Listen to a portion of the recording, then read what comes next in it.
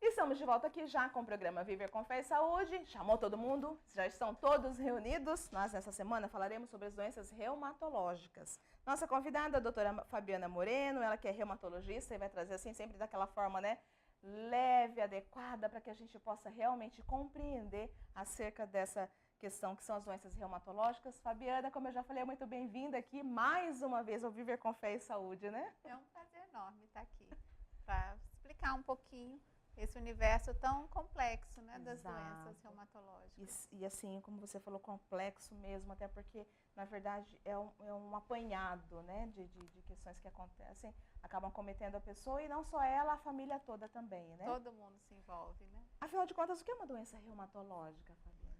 Doença reumatológica é qualquer doença que acometa o sistema que envolve músculo, ossos, articulações e as estruturas em volta das articulações. Tendões, ligamentos, bursas. Então, de uma forma geral, doença reumatológica é igual ao reumatismo. É o que fala Tem o mais, reumatismo, é né? o reumatismo. Então, tem mais de 200 tipos de reumatismo. Então, Nossa. qualquer doença que pega essa estrutura articular, óssea, muscular, pode ser chamada de reumatismo. Olha. Então, tendinite, bursite, artrose, artrite, né? E ainda um conjunto especial que são as doenças reumatológicas autoimunes que afetam essas estruturas, né? Os mais comuns são esses que você falou, tendinite. Tendinite também é uma doença reumatológica. De uma forma geral, os mais comuns são esses extra-articulares, os reumatismos de partes moles. Tendinite, bursite, lesão de ligamentos, né? São os mais comuns, acompanhados também da artrose, ou osteoartrose, ou osteoartrite, que é um processo de desgaste da cartilagem, que pode estar acompanhado com processo inflamatório, que acomete mais os idosos, né? Bastante prevalente hoje é a osteoporose, né, que é o processo de descalcificação dos ossos, que acontece normalmente nas mulheres pós-menopausa. Tem também a fibromialgia, né, que é um reumatismo extra-articular também, que causa bastante dor.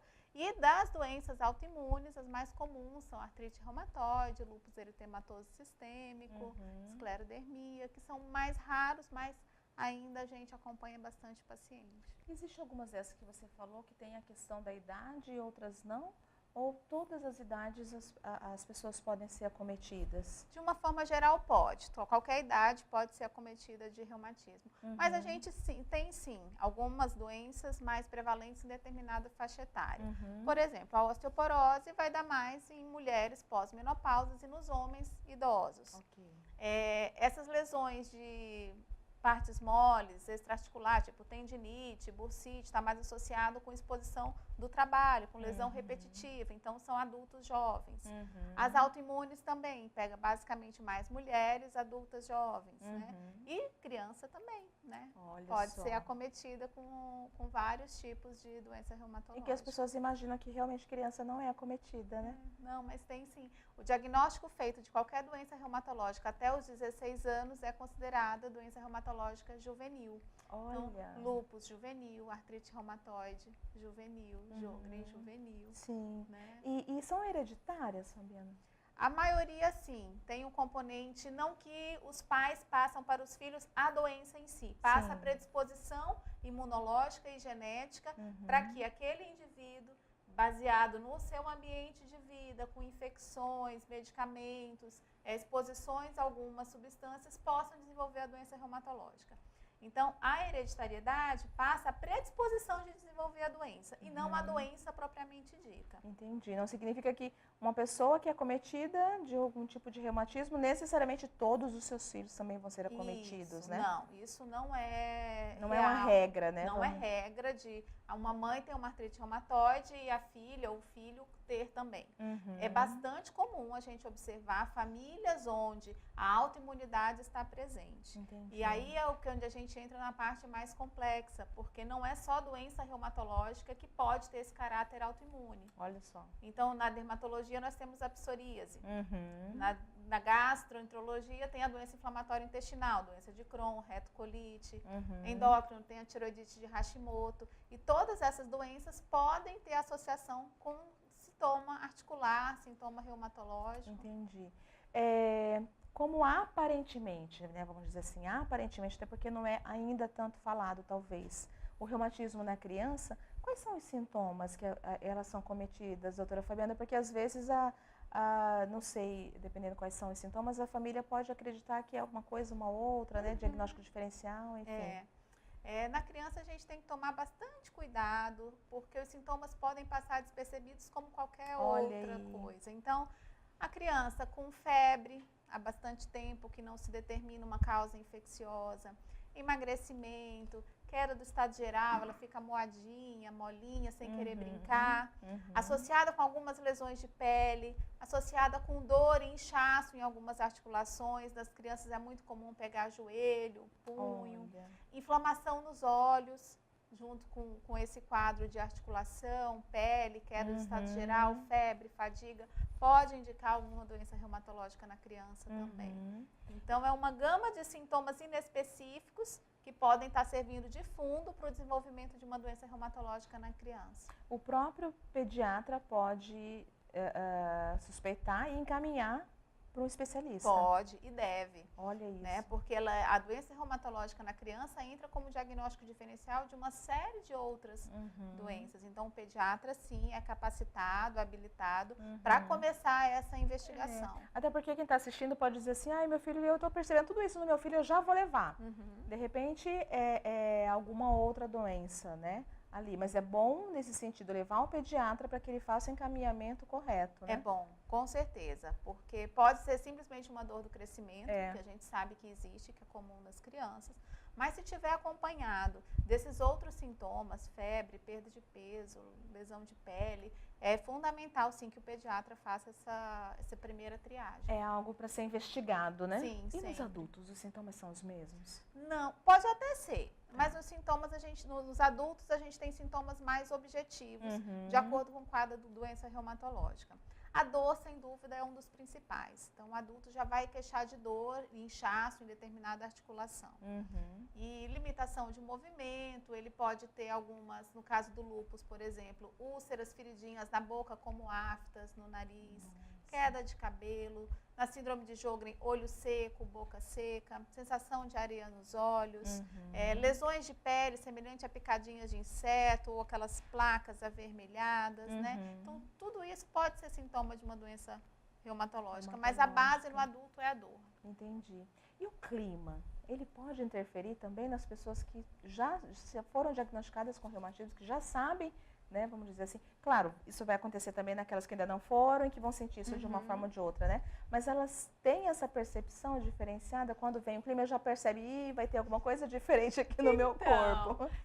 Eles comentam sim, mas não é nada cientificamente comprovado. Entendi. O que acontece, por exemplo, no clima mais frio, é que os receptores da pele que captam a pressão da atmosfera, numa época mais fria, eles estão mais sensíveis. Então, as pessoas tendem a sentir mais dor no frio. Tem um tipo de doença reumatológica chamada esclerodermia, ou esclerose sistêmica progressiva, fenômeno de Renault. É onde a circulação está bem prejudicada e no frio o paciente observa que as mãos ficam arroxeadas ou ficam em fenômenos de 3 cores, arroxeada, pálida e avermelhada. Nesses pacientes, sim, o frio influencia bastante por conta de alteração da microcirculação. Entendi. Então, a pessoa vai perceber que às vezes fica com o braço rendilhado, assim, meio avermelhado, uma renda avermelhada pelo braço, ou fica arroxeado mesmo. Nesses pacientes, sim, tem grande interferência. Mas, de uma forma geral, todo mundo acha que, porque mexe numa panela quente e vai mexer na geladeira, né? Que desencadeou o reumatismo. Isso não. Não, isso é um mito. Isso é um mito. Entendi. Dizer que, por exemplo, a cozinheira que está lá o tempo inteiro mexendo e vai na geladeira, no freezer, pegar uma coisa e por isso desencadeou, não, isso é mito. O que acontece mesmo normalmente é exposição a exercício, a esforço repetitivo. Sim. Aí vai ter a tendinite do ombro, né, a cozinheira, a professora, o dentista, né? Por conta do movimento e do tipo de trabalho, não com relação ao clima. E ainda assim, são para as pessoas que têm essa predisposição ou não? Porque aí ela pode desencadear também, por exemplo, uma tendinite, se ela não tiver, como é que fala? os movimentos, ela tem os movimentos repetitivos, mas se ela não faz nenhuma outra atividade, no sentido de um preparo para ela fazer aquela, ela vai desencadear? Não.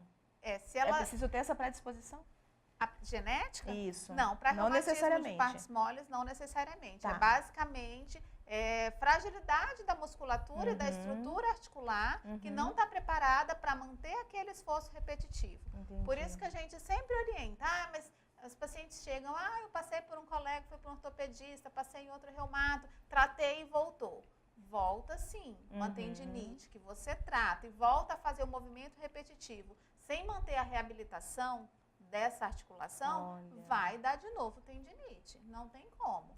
Então, acabou o tratamento com anti-inflamatório, acabou a fisioterapia, você tem que passar a fazer alguma atividade física muscular, melhor, musculação mesmo, para manter aquela articulação protegida, para evitar a recorrência da tendinite, da bursite. Por isso a importância realmente de um profissional adequado para receber essas orientações, né, doutora Fabiana? Porque as pessoas imaginam, eu não posso fazer nenhum tipo de atividade física, e é exatamente ao contrário, né? E tem realmente algumas restrições, mas aí vai ser de acordo com o que o profissional vai orientar, né? De acordo com cada caso. Tem alguns casos de paciente que já teve tanta inflamação de um determinado tendão que inflamou, desinflamou, inflamou, desinflamou tantas vezes que ficou frágil e rompeu. Olha. Um tendão rompido, o tratamento é cirúrgico. E aí o paciente vai ter sim uma reabilitação mais prolongada, fisioterapia mais tempo até reabilitar.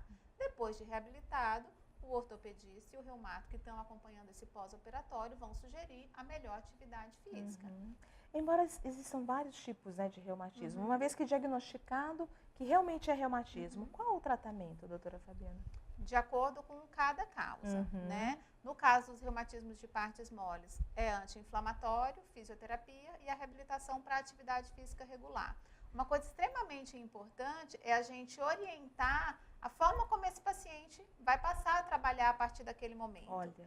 Né? É importante a gente trabalhar junto com o fisiatra, com o fisioterapeuta, com o terapeuta ocupacional, né? Para dizer para o paciente qual a melhor forma para ele continuar exercendo o trabalho dele sem lesionar tanto aquela articulação. Já a osteoporose tem tratamento específico, a orientação geral é dieta rica em cálcio, vitamina D e atividade física regular, mas tem medicações específicas. Fibromialgia tem medicações específicas e os reumatismos, as doenças reumatológicas autoimunes é bem mais complexo, inclui anti-inflamatório, às vezes corticoide, drogas modificadoras da ação da doença, principalmente imunossupressores e os imunobiológicos, que é as medicações endovenosas e subcutâneas. E a prevenção para essas doenças hematológicas, como que ela é feita? Gente, parece clichê, né? Alimentação regular e atividade física, né? Você ser leve na vida, você ser bem resolvida, né? Isso tudo influencia. É muito, muito, muito importante a gente ter esse tripé, né, de saúde física, mental e espiritual.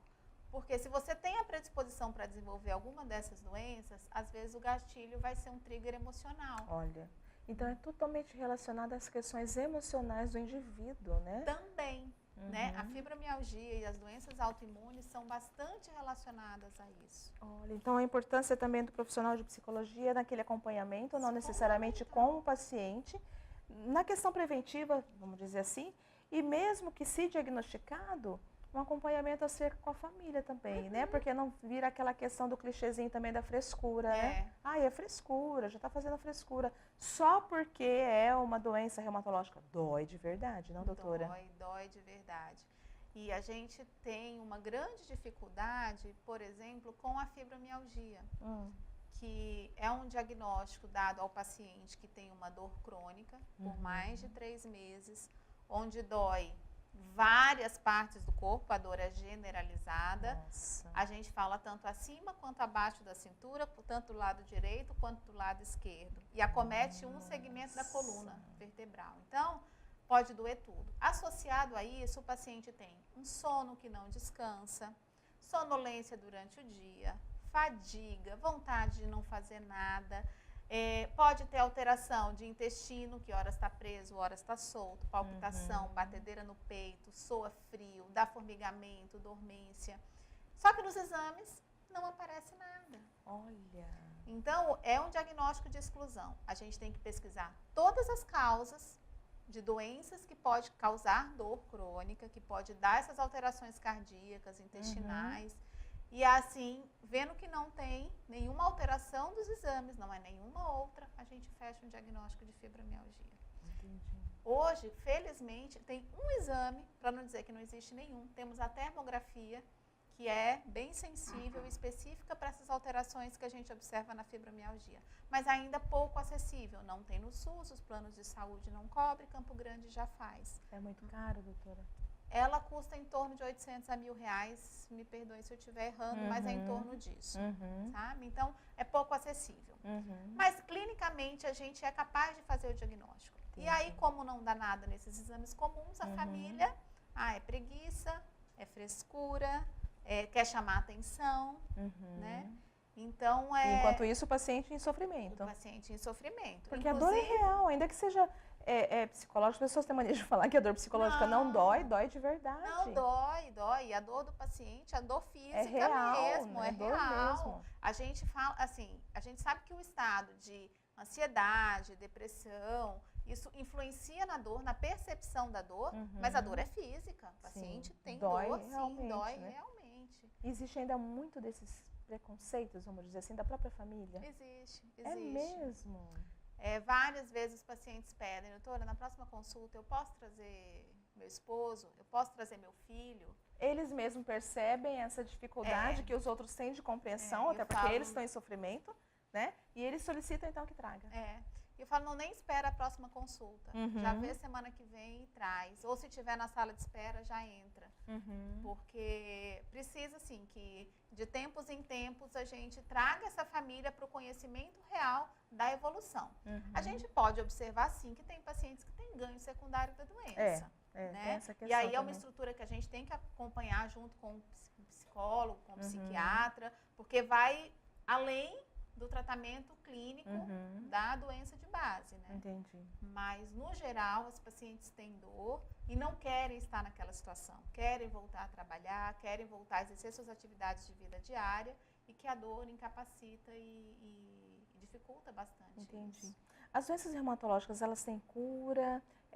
Esse tratamento é um cuidado exclusivamente para o resto da sua vida? A alimentação toda tem que mudar? Como é que funciona isso, doutora? De uma forma geral, não tem cura. Tá. Mesmo esses reumatismos de partes moles, que a gente consegue uma reabilitação e uma orientação bem feita, ela pode ter recorrência. Olha. Né?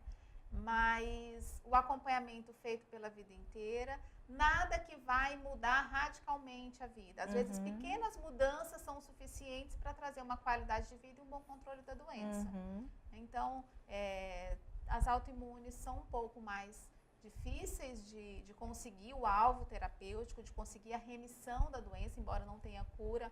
A gente busca uma remissão, que a doença está totalmente controlada, sem nenhuma atividade que leve a nenhum dano de órgão interno, né? De sistema nervoso, de coração, pulmão, rim, que são os principais órgãos afetados pelas doenças autoimunes.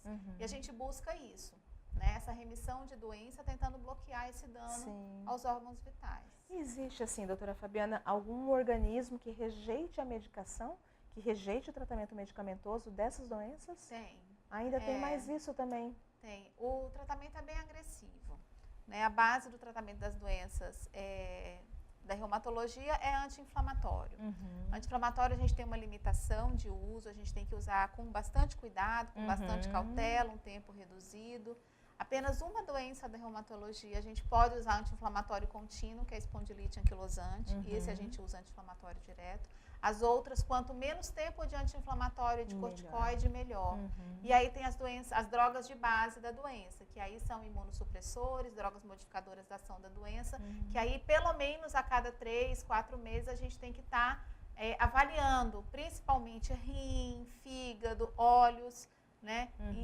Que são os órgãos que são atacados pela medicação. Então a gente arruma uma coisa e às vezes pode piorar outra. Então, tem paciente que tem efeitos colaterais das medicações, mas a gente tem outras opções terapêuticas e a gente vai trocando até a gente conseguir embora se transforme num tratamento muito mais delicado, muito mais sensível, ainda assim há tratamento nesses casos também, né? Sim, sim. Infelizmente, hoje a gente tem uma gama de drogas que a gente pode, sim, alcançar essa remissão com mais segurança, né? E com mais comodidade para o paciente, com menos efeitos colaterais. Isso. E nesse sentido, esse tratamento, ele é oferecido pela Rede SUS? É. Totalmente. Com exceção, por exemplo, nesse caso preventivo, com um exame como esse que você colocou. Isso. Que não, né? Mas acerca de tratamento, o SUS oferece? O SUS oferece. A gente tem uma limitação com relação aos anti-inflamatórios disponíveis pela rede municipal. Realmente são poucos, corticoide a gente tem disponível. As drogas modificadoras de ação da doença, a prefeitura e a Casa da Saúde, né, o governo do estado, fornece todas as medicações que são padronizadas pelo Ministério da Saúde. Então, a cada 2 anos, esse rol de medicações é atualizado e coloca-se à disposição da população. Algumas medicações podem ser incluídas tanto na prefeitura quanto no estado, de uma forma individualizada de cada estado. Mas, de uma forma geral, o Ministério da Saúde tem essas medicações, sim, padronizadas. Que bom. E no sentido também em relação a essa questão da doença, de outras doenças, vamos dizer assim, que não tratadas, elas podem evoluir também para o reumatismo ou não? Podem. A gente vê o caso, por exemplo, de uma psoríase, que é uma doença de pele, basicamente de pele, que ela pode ter um envolvimento articular levando à artrite psoriásica. Pacientes, por exemplo, que fizeram cirurgia de redução, né, de estômago, a cirurgia bariátrica, eles podem chegar a algum grau de desnutrição ou de deficiência de algumas vitaminas, como a vitamina D e o cálcio, e ter osteoporose de uma forma muito precoce. Então, hoje a gente tem observado pacientes com 30 anos já com osteoporose, porque fizeram a bariátrica há 20 anos atrás, quando tinham 18, 20 anos, fizeram a bariátrica, e hoje, antes dos 30, já estão com osteoporose. Então, podem, sim, outras doenças podem desenvolver, evoluir para alguma doença reumatológica. E é uma doença degenerativa? Alguns casos, sim. No caso da artrose, osteoartrite, que é tudo a mesma coisa, a base dela é a degeneração, é um desgaste próprio da idade, né? A osteoporose não deixa de ser degenerativa, porque vai acontecer num processo de perda de massa óssea, né? Então, uma parte dos reumatismos são, sim, degenerativos. E hoje, para ter um controle maior da doença, quais as dificuldades que os profissionais da área da saúde acabam encontrando nesse sentido, doutora Fabiana? Apesar do tratamento estar disponível para o SUS, a gente, como essa atualização é só a cada 2 anos, nesses 2 anos vem muito mais inovação tecnológica, tratamento do que... Atualizando o tempo todo, né? Então, tem sempre esse hiato, né, da atualização do consenso, dos protocolos, com o que é disponível. Além disso, temos reumatologistas na prefeitura, no SEM, temos reumatologistas no hospital regional, temos no hospital universitário, mas o acesso ainda é muito difícil. É mesmo? Demora-se bastante tempo para o paciente da triagem, quando o clínico tria esse paciente na unidade básica de saúde, para chegar no reumato ainda demora um pouco. Tem um tempo de espera, é uma fila? Tem uma fila. Eu não sei dizer para você quanto tempo hoje, mais ou menos, mas seguramente pelo menos uns 6 meses para esse paciente conseguir. Nossa, doutora Fabiana, que triste isso. Independente se for hospital regional, independente se for SEM. O CISREG controla todas as vagas, né? O Sistema de Regulação do Município. São os 2 únicos lugares onde tem SEM, disponível. Hospital Regional e Hospital Universitário. Ainda que sejam 3 lugares, está por volta de mais ou menos uma espera de 6 meses. Eu acredito que esteja em torno disso, sim. E isso vai fazer com que o paciente continue sentindo dor e isso vai chegar para vocês de uma forma muito mais acentuada, a doença, vamos dizer assim, né? Às vezes é um tempo precioso, né? Principalmente em doenças que têm uma agressividade maior, como artrite reumatoide, ou um risco de fratura e morbidade alta, como osteoporose, né? Mas os clínicos estão autorizados a iniciar o tratamento, então logo faço o diagnóstico, né? O ideal, claro, é acompanhar sempre com com o especialista, mas todos os colegas estão buscando isso. Quem trabalha na prefeitura, no regional e no HU sempre busca essa conversa com os gestores para tentar acelerar. Existe essa preocupação, né, enquanto que aquilo que é do humano, né, aquilo que é o do outro, né, porque é uma espera. E aí eu fico vendo, existe então um grande número de pacientes hoje, vamos dizer aqui a nível de Campo Grande, desenvolvendo o reumatismo, doutora Fabiana? Sim, e ainda mais não é algo raro, então? Não, se você for pegar essas doenças mais prevalentes, como a tendinite, a artrose, fibromialgia, pelo menos 20-25% da população vai ter. Dor nas costas, lombalgia, né? Tem um dado do Ministério da Saúde que pelo menos 50% da população já teve ou vai ter dor nas costas até os 50 anos. Olha só. Né? Olha. E existem os movimentos, né, que acabam acontecendo, né? Por exemplo, do combate ao reumatismo, no dia, né, do combate ao reumatismo, né? Amanhã. E vocês têm conseguido, assim, bons resultados? As pessoas conhecem muito mais, buscam muito mais informações, até no sentido da prevenção da doença, doutora Fabiana. Vocês já percebem resultado nesse sentido? A gente... Que é preciso ser falado, né? A Sociedade Brasileira de Reumatologia tem uma campanha que reumatismo é coisa séria, né? E junto disso vem uma série de orientações com relação à dor nas costas, à dor nas articulações, né? E quanto mais os pacientes ficam atentos a isso, né? Mas a gente percebe que estão se conhecendo a especialidade, né? Porque se você falar de reumatologia, pouca gente sabe o que é. Né? É verdade. E aí esses pacientes têm sim buscado, até por conhecer melhor essas doenças e saber desse movimento, eles estão buscando sim se alimentar melhor, maior prática de atividade física, a qualquer sinal ou sintoma desses que a gente mencionou, já ir procurar o especialista para tirar as dúvidas mesmo. Às vezes nem é uma doença reumatológica, mas é importante que pelo menos se tire essa dúvida. Né? E aquela questão, né? Não tem problema que se busque pelo excesso de zelo. Né? É muito mais importante você ter qualidade do que, de repente, você se descobrir de fato, né? Com uma doença confirmada de um reumatismo e ainda você tem toda aquela espera, de repente, para poder iniciar um tratamento. É uma questão de qualidade de vida, né? Durante todos esses anos que a gente fez o movimento contra a dor e combate ao reumatismo, uma das coisas que a gente mais observou foi isso, das pessoas buscando essa informação sem ter acesso a ela de uma forma mais fácil.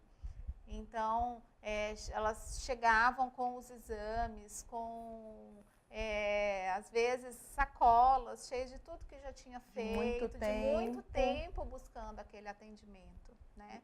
Então, um pouco que a gente podia orientar, né, nesses movimentos, né, ao longo desses 3, 4 anos que a gente participa, é que as pessoas estão em busca disso. Que bom. Né? Elas estão tentando se cuidar e estão tentando cada vez mais evitar as complicações, né, da falta do tratamento. E o interessante e importante, muito relevante também, é que vocês, enquanto profissionais, vendo todas essas dificuldades, vocês não paralisam, muito pelo contrário. Vocês se mobilizam muito mais a poder fazer algo, inclusive no sentido de poder divulgar exatamente, né? Sintomas, forma preventiva, que é muito importante também. Não, doutora? Você, enquanto profissional de saúde, você vê realmente essa preocupação, e como você colocou, os clínicos também já estão muito preocupados, inclusive lidando acerca até da situação com os gestores, né?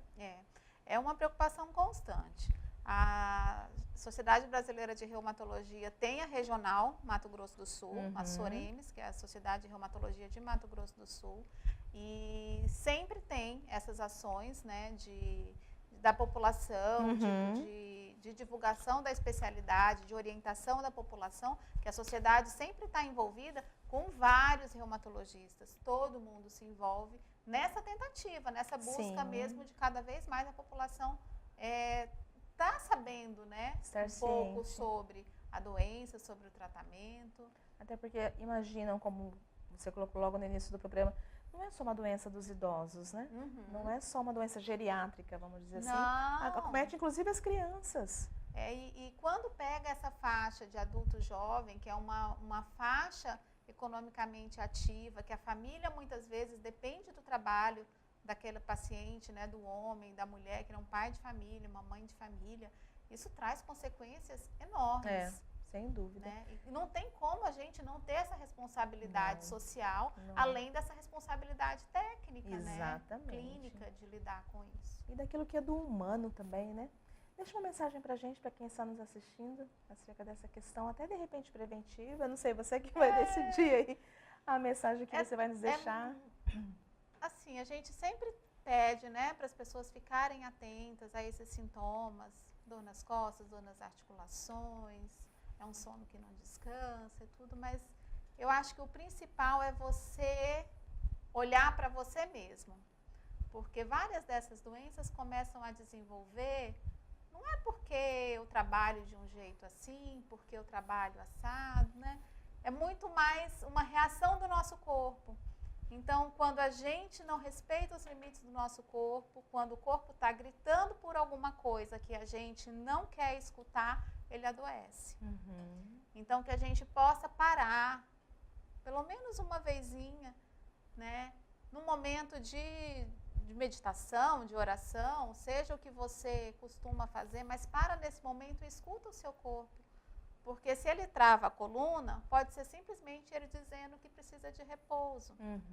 Né? Se as mãos paralisam, pode ser que eles queiram dizer que você está precisando de receber um pouco de carinho, dar uma parada, né?